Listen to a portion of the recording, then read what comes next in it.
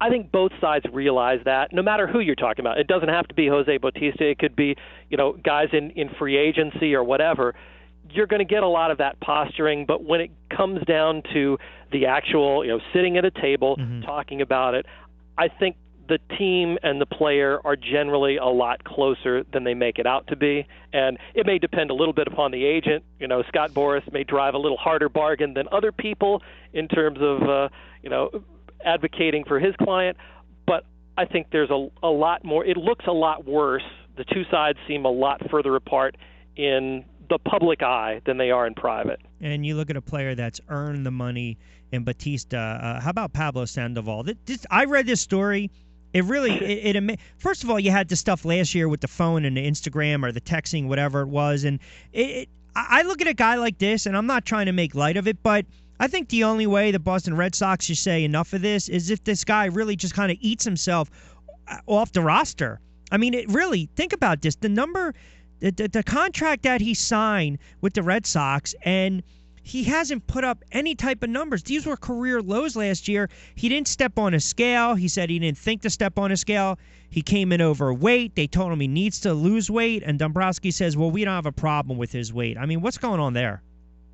Well, again, the Red Sox are trying to put as positive a spin on it, but it's really hard to do when you actually sit down and take a look at the numbers. I mean, going from San Francisco, which is an extreme pitcher's park, to Boston, which is a pretty good hitter's park, and he puts up career low numbers in just about every category. Yeah, maybe he was hurt a little bit, but still, this is a guy I think – in terms of free agency, when he had his choice to stay in San Francisco or to go elsewhere and chase the big dollars, this is one of those occasions where maybe going for the big contract wasn't the best thing for a player. And the Boston media won't let him get away with this. And I think that's what we see when the big story, when the Red Sox report to spring training, is look at Pablo's weight. Yeah. He's been big his entire career. So the Pablo Sandoval diet that he might have gone on a couple of times before seasons in San Francisco, he gets from 280 down to 260 or something. He's still big. I don't think that's going to change. I think what people just want to see is him making an effort, and I think that's what the question is right now. Is he going to make that effort? And the jury's definitely still out right now. Well, and you talked about the weight game too, but again, you break down faster. He played just what? I think he started just 122 games last year. That was well below his career high 150 back in 2014. And his range in the field, it's limited. It really is. And you mentioned the other numbers, the batting average, the on-base percentage. I mean, I just think that really, honestly, I think that's a disgrace. I think that's an awful job. And you're right. I think he turned around and he decided, I'm going to take the money, when he realized he really could have been a god where he was. When you think he could have been to the Giants what Ortiz was to the Red Sox. That's the way I look at it. I mean, maybe that's a little extreme, but no, postseason heroics and everything. I can totally see that. Lovable guy. Generally. Again, that's right. When he's not on Instagram with people. A couple minutes with Steve Gardner, does a great job covering baseball for USA Today. Let me ask you this. If you are a Yankees fan, are you more concerned with the starting lineup or the starting rotation? Wow. I guess I can't say both. I'm concerned with the starting rotation, first and foremost, because Tanaka is your de facto ace, and you don't know what the health of his elbow. It held up for all of last season, and he was a very good pitcher. Can you depend on that again this year? I don't know. Who's your number two? Is Luis Severino your number two? Is Michael Pineda your number two? Can you count on CC Sabathia? I think there are just so many questions, and I think that's why the Yankees figured that they couldn't really bolster that rotation in free agency, and so that's why they went out and got Aroldis Chapman to try and shorten the game. I think Pineda's going to be number two, and quite frankly, I have no idea what CC's going to give him, because you don't forget about physically, where he's at mentally. Mm-hmm. Yeah, it's a big unknown, a really big unknown. And I hope the world for I hope everything goes well for him, but that he's 35 years old right now, Sure. and how much does he have left? It's a good question. And contrastly too, when you look at the lineup, when you had some of the guys that struggled with some injuries, I mean, Teixeira's getting up there. Is A-Rod really going to duplicate what he did? And then Ellsbury. So you're right. I think if the lineup gives you 80% of what you think they're capable of giving you, and the starting rotation is healthy, and these are big ifs. Right. And you're right. They shorten up the game, and Chapman looks like he's at that all-star level. Then I think they're going to contend in the AL East. I think top to bottom, Toronto's still the team to beat. Yeah, I do too. And the American League is just such a jumble this year. It should be thrilling to watch. I don't see any team in the American League that I can point out and say they're definitely bad and will finish last. It's going to be so competitive. You could have teams making the playoffs with 85 wins, division champions with 86 wins, something like that, barely over 500. It should be fantastic to watch. Yeah, but see, and when you go to the NL though, and you look at the Pirates, I mean, the Pirates they have to figure out a way to win the division. They can't get in these one-game playoffs. That's true. Although I like Garrett Cole. He's a guy that can turn into and can be an ace. He could be one of the top 5 pitchers in the National League. So, I'm sure they would be happy if they were in the playoffs and they had Garrett Cole starting that game. But you're right.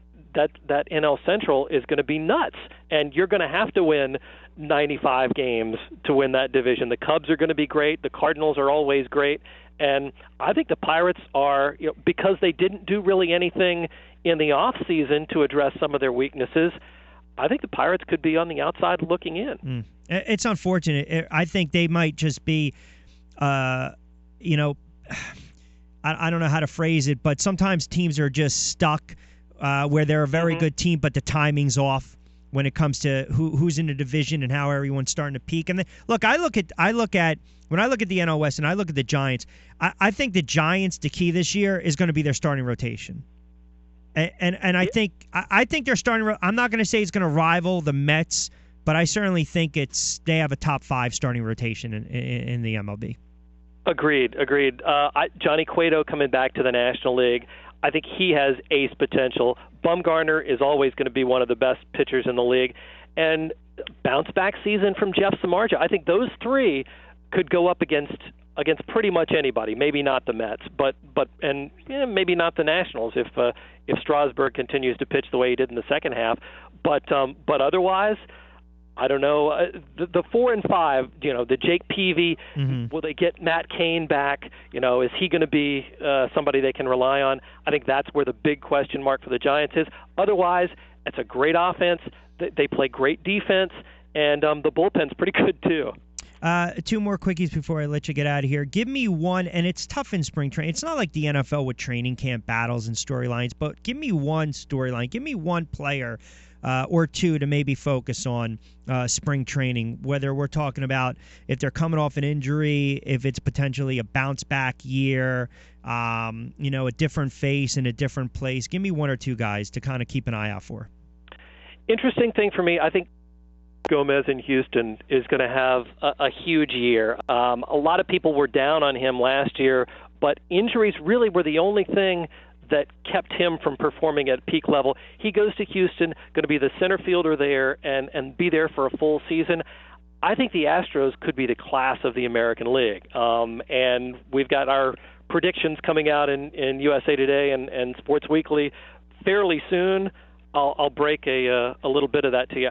I've got the Astros winning it all. Really? And I think I do. I think they've got a young club with George Springer, Carlos Correa as supporting cast, and Gomez coming back. If he can give them the kind of season that he's capable of, that's a team that could be a juggernaut. So I'm really interested to see how quickly the Astros get out of the gate in a pretty tough AL West. Wow, and people were, after they had a couple seasons removed from 100 loss campaigns, everyone thought maybe last year was a little bit of a fluke. And then of course, the one game, I mean, honestly, they should have made it to the pennant. They did. Yeah, I mean, they had the Royals where they wanted them. Yeah, they choked it up. And again, you look at their starting rotation, you look at their relief. Wow, yeah, the Astros win it all. How about a surprise coming out of the NL? Out of the NL, I think the big surprise is the Met. I don't expect the Mets pitching staff to be as good as everyone thinks. I mean, they push those guys really hard. That's what I want to see this year is if the Mets, Matt Harvey, Syndergaard, DeGrom, those guys threw so many innings last year. They're so young. You worry about wear and tear on their arms this early in their career. I wonder if the Mets are going to be able to get as much from those guys as they did last year and lean on them, because I think their offense is going to be really below average, let's just say. Cespedes is a fine guy to keep, but they were beating up on some bad pitching staffs in the second half of last year, and I think people are overrating where the Mets are at this stage in the game. I don't think they make the playoffs, actually. You don't think the Mets make the playoffs? No. So then who do you have winning the NL East? Please don't tell me the Washington Nationals. I do. I'm sorry there. Steve, I think this you're is a glutton for is punishment, my friend. Bryce Harper, MVP.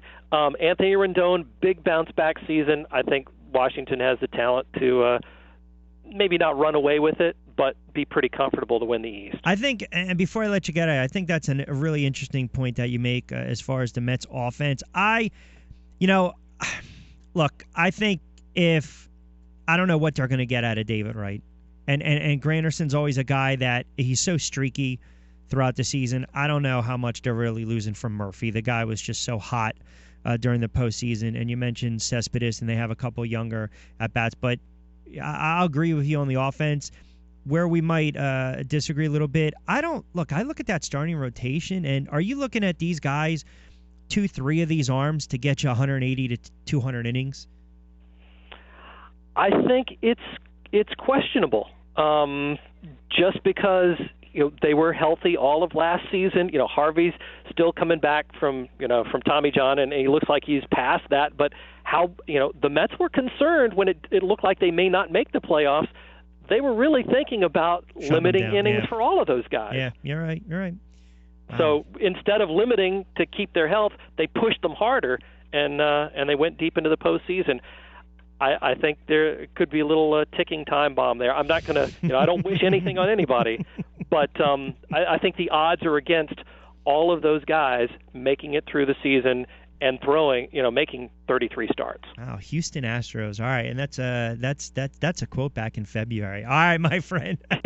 Enjoy spring training. Hopefully we'll try to catch up a couple more storylines next week. Appreciate the time as always. Sounds great. Thanks, Rich.